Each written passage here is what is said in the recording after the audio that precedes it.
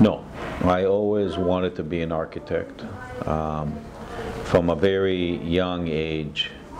I didn't know exactly what an architect does or an engineer does, but as I got older, and I was always good at drawing and sketching or photography,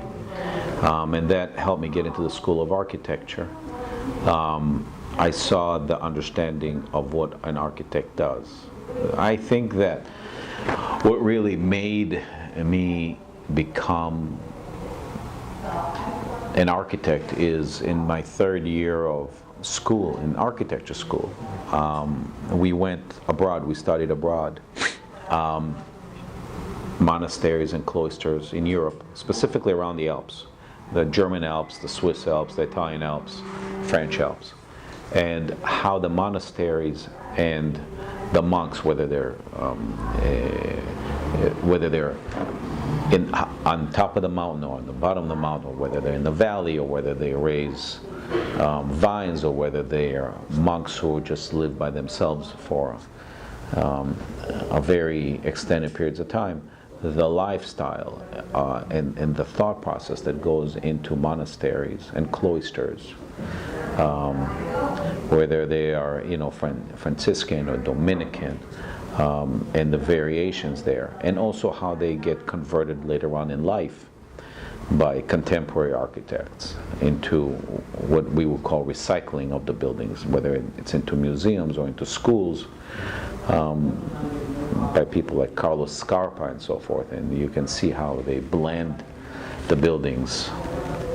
into the natural environment.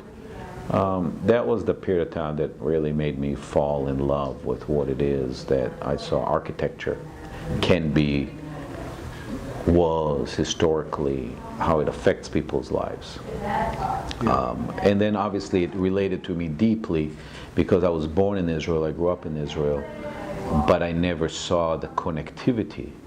until I was, I guess, mature enough to understand it. And obviously that goes along with the museums and the art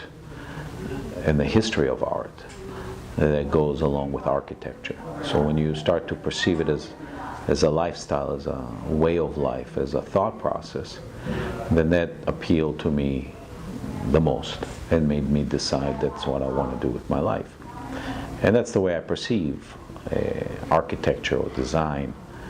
or the indoor-outdoor spaces, whether they're urban planning or landscaping or architecture or interior design or city planning or sustainability or environmental design. I see them all as cohesive, or construction or development. I see them all as